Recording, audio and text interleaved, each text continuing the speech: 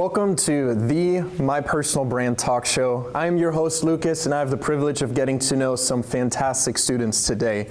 And we're going to get started right away. And I'm really excited to welcome Rhea and MJ to join me here today. Good.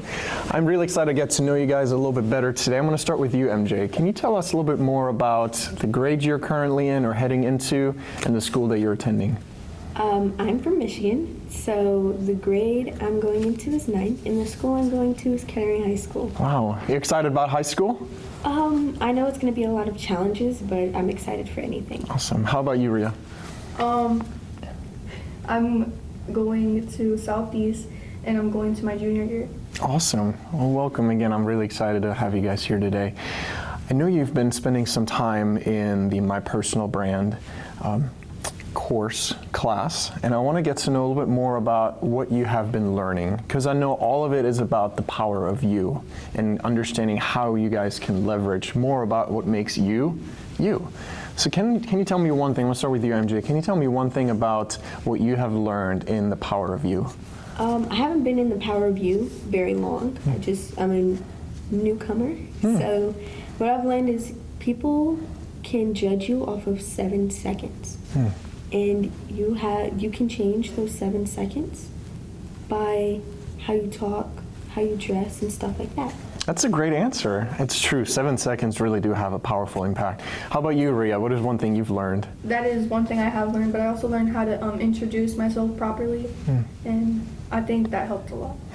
One of the key themes about the power of you is to equip you guys into what's coming in your future, whether that would be finishing high school, looking towards a future career.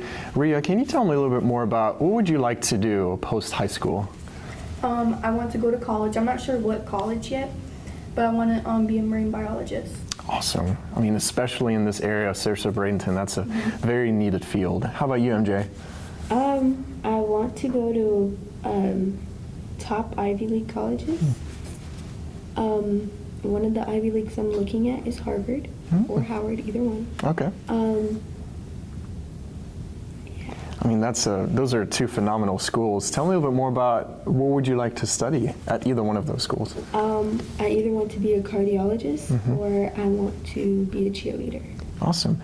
So I know that school can take up a lot of you guys' time, and I would love to learn a little bit more about what you guys do when you're not in school. So MJ, I'm going to start with you. What are some things you enjoy doing when you're not studying? I like cheerleading, but my cheerleading season just got put on a pause because I injured myself this year. So they said I could probably come back for competition, so I'm trying to sit down and chill so I can come back for sideline. I think that's very wise, rather than trying to push yourself beyond any injury, taking some time, getting better, and then coming back even stronger. I really hope that goes well. How about you, Rhea? In my free time, I just draw. That I used to want to become an artist, so that's one thing I kind of still do.